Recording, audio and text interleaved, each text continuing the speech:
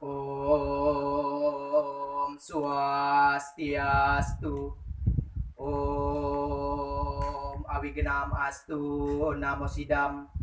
Om Sidirastu Tat Astu Swaha.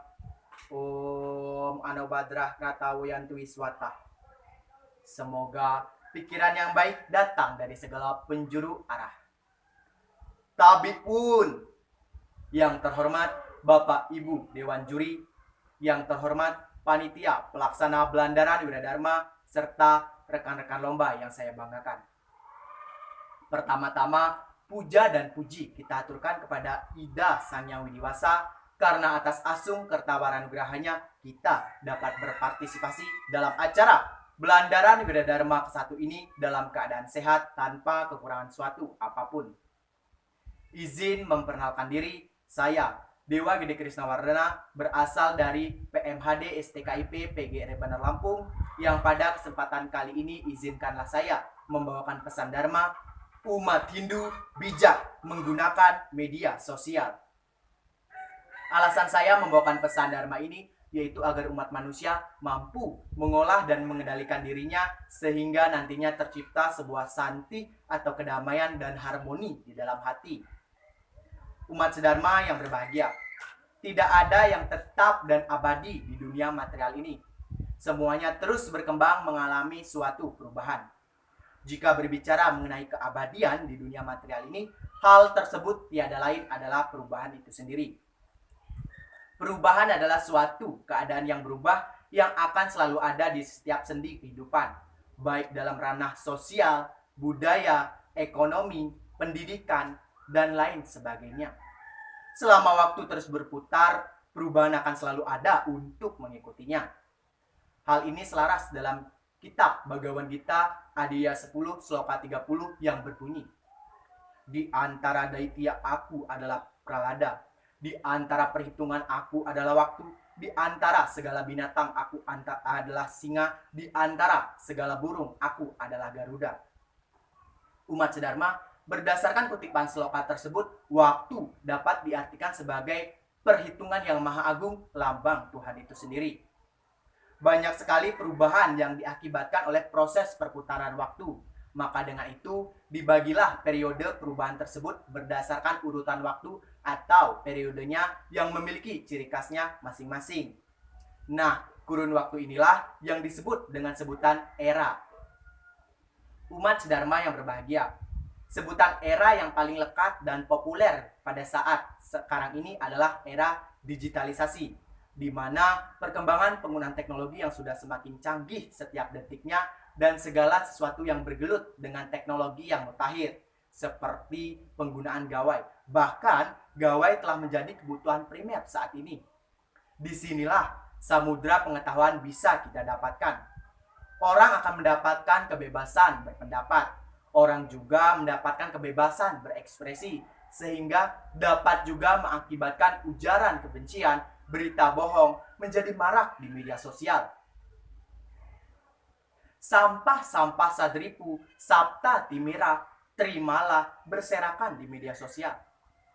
Negara Indonesia dikenal dengan negara hukum, di mana negara telah menerbitkan Undang-Undang ITE atau Informasi Transaksi Elektronik, bahwasanya konten ilegal kesusilaan, perjudian, pencemaran, penghinaan bisa saja masuk ke dalam hukum perdata dan hukum pidana.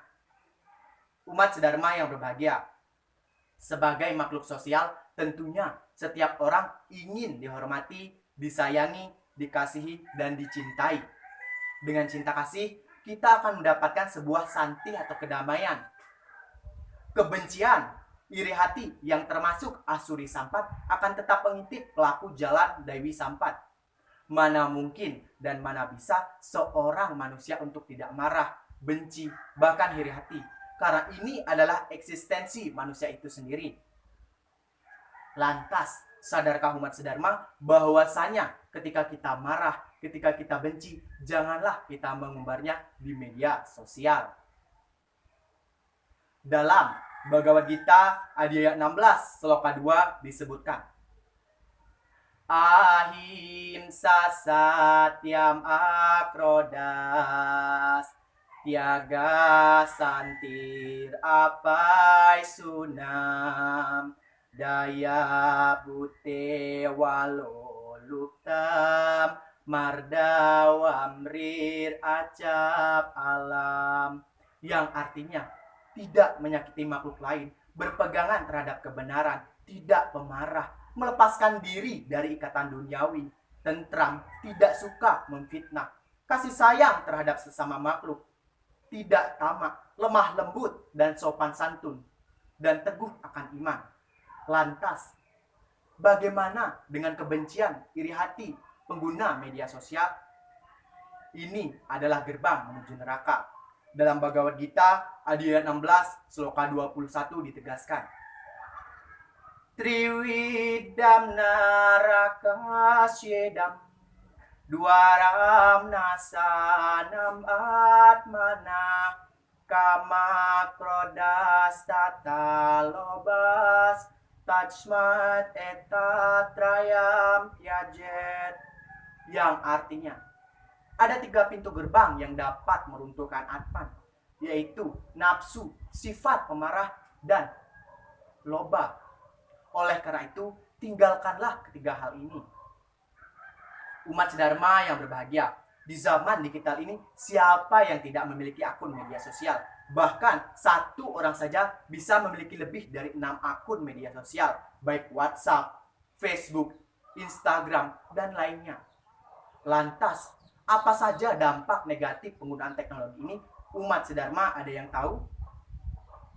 Baiklah, mungkin beberapa umat sedharma sudah ada yang tahu. Di sini saya akan mengulasnya kembali, jawaban atas pertanyaan tersebut. Berbicara mengenai dampak, pasti akan banyak sekali.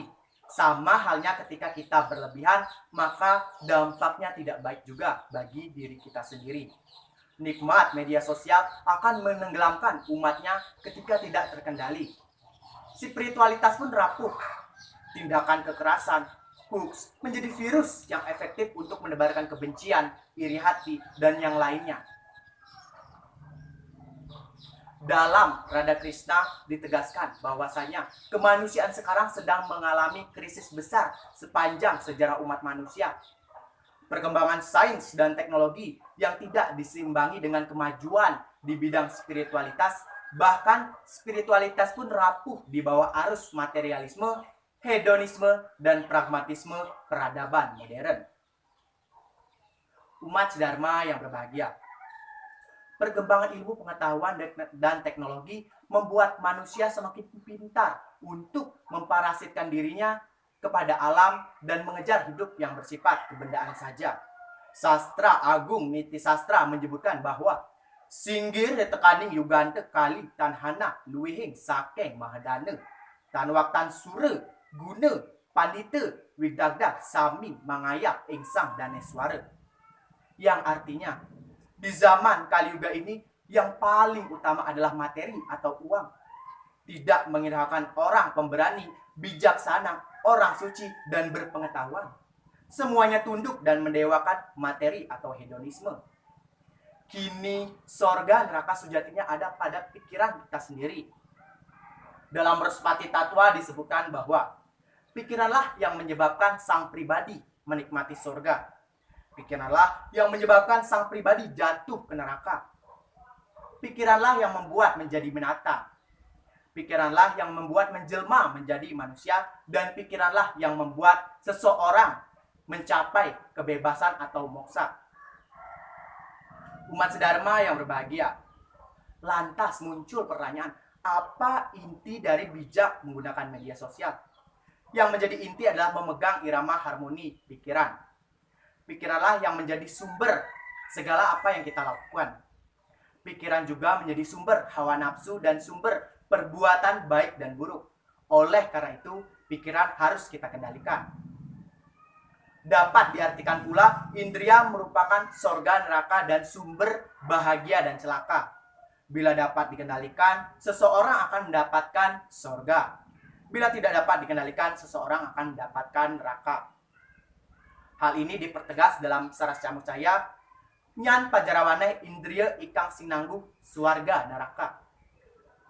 Keramanya ya kawasan karetanya. yaitu saksat swarga ngarannya.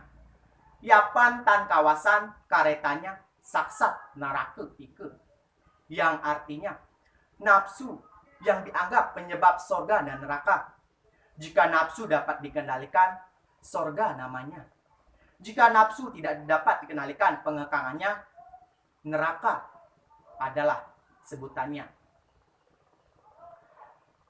Dari Sarasca Muscaya tersebut, jelas bahwa pengendalian diri amatlah sangat penting untuk memperoleh keselamatan. Benda-benda duniawi sangatlah bermanfaat bagi kelangsungan hidup manusia. Namun, yang menganggap materi adalah segalanya atau yang terjebak dalam nikmat materi akan menyebabkan menjadi sumber penderitaan. Sama dengan nikmat media sosial yang akan menyebabkan sumber penderitaan. Umat sedharma yang berbahagia, kemampuan diri untuk mengolah dan mengendalikan dirinya mulat sarira, amara weruh, ring dening hayu, yang artinya tindakan introspeksi diri, bercermin pada diri sendiri. Maka dengan demikian tujuan utama yaitu moksartam jagadhita yaca iti dharma akan terwujud. Bukan maksud menggurui, hanya ingin berbagi ilmu pengetahuan. Tanhana wong swasta anulus. Tidak ada manusia yang sempurna di dunia ini. Bila terdapat kesalahan, saya memohon maaf. Dan kepada Ida Sang Hyang Widiwasa, saya memohon ampun. Dan saya akhiri dengan Paramasanti. Om Santi, Santi, Santi. Om.